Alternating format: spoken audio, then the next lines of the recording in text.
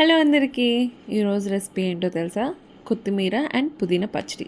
మీలో చాలామంది ఇంట్లో చేసుకునేదే, బట్ నేను ఎలా చేస్తానో ఒకసారి మీరు కూడా చూసేయండి. సో రెసిపీలోకి వెళ్ళిపోతే ఫస్ట్ ఒక కడాయిలో ఆయిల్ కొంచెం వేసుకొని కొంచెం పల్లీలు, అంటే మీ ఇంట్లో ఉన్న క్వాంటిటీ బట్టి, అండ్ కొత్తిమీర పుదీనా మీరు తీసుకున్న క్వాంటిటీ బట్టి పల్లీలు వేసుకోండి. నేనైతే ఒక ఫుల్ కట్ట కొత్తిమీర అండ్ హాఫ్ కట్ట పుదీనా ఆకులు తీసేసుకున్నాను. సో దానికోసం నేను 2 గుప్పులు పల్లీలు వేసుకున్నాను.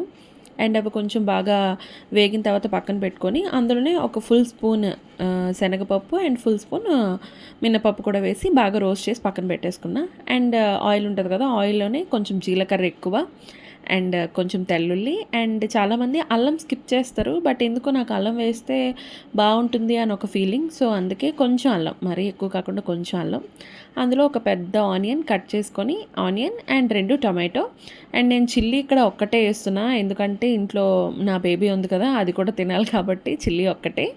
అండ్ ఇందాక నేను నువ్వులు రోస్ట్ చేయడం మర్చిపోయాను యాక్చువల్లీ, అందుకే అక్కడ మధ్యలో నువ్వులు వేస్తాను.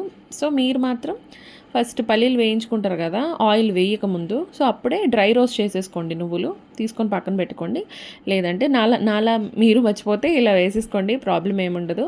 సో వేసుకున్నాక కొత్తిమీర జస్ట్ అంటే మనం ఎంతగా కొత్తిమీర తెచ్చినా మధ్య మధ్యలో కొన్ని కొన్ని ఆకులు బాగోవు కదా, సో అవన్నీ క్లీన్ చేసి వెనక కాడలన్నీ కట్ చేసేసి జస్ట్ కొత్తిమీర కొంచెం అండ్ పుదీనా హాఫ్ కట్ట, మొత్తం ఆకులు కాడలు వేయకండి, జస్ట్ ఆకులు వేసేసి కాసేపు కొంచెం లో ఫ్లేమ్లో అలాగా దాన్ని మగ్గనిచ్చాం అనుకోండి, ఇప్పుడు నేను వీడియోలో చూపిస్తున్నా కదా అలా అయిపోతుంది.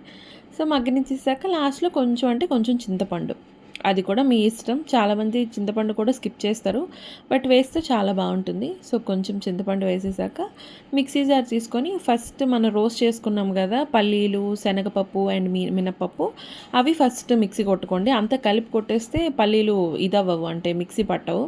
అండ్ పచ్చడి కూడా మొత్తం కలిపి పెట్టేస్తే అవి మనం మిక్సీ బాగా అవ్వాలని చెప్పి వాటర్ వేసేస్తాం, సో మొత్తం మెత్తగా అయిపోద్ది. సో అదంతా వద్దు అనుకుంటే కొంచెం కష్టమైనా సరే పల్లీలు, శనగపప్పు, మినపప్పుని ఫస్ట్ బాగా మెత్తగా మిక్సీ కొట్టేసుకోండి. ఆ తర్వాత మనం ఆల్రెడీ పెట్టేసుకున్నాం కదా పక్కన, అది కొంచెం చల్లారాక కొత్తిమీర అండ్ మొత్తం హోల్ థింగ్ అంతా వేసేసి బాగా కొంచెం కచ్చపచ్చగా మిక్సీ కొట్టేసుకోండి.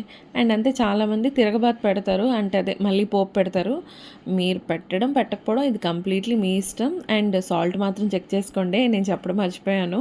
సో సాల్ట్ చెక్ చేసుకోండి. అండ్ మీరు స్పైస్ లవర్స్ అనుకుంటే, ఇంట్లో పిల్లలు ఉన్నారంటే నేను మిక్సీ కొట్టిన వెంటనే కొంచెం పచ్చడిని పక్కన పెట్టేస్తాను, అదే ప్రియా కోసం. అండ్ లాస్ట్లో ఇలాగ తిరగబాతు పెట్టుకునేటప్పుడు అందులో చిల్లీస్ ఎక్కువ వేస్తాను అనమాట. సో మీరు కూడా అలా ట్రై చేయండి. మరో వీడియోతో మళ్ళీ వస్తా. And please subscribe. Bye bye.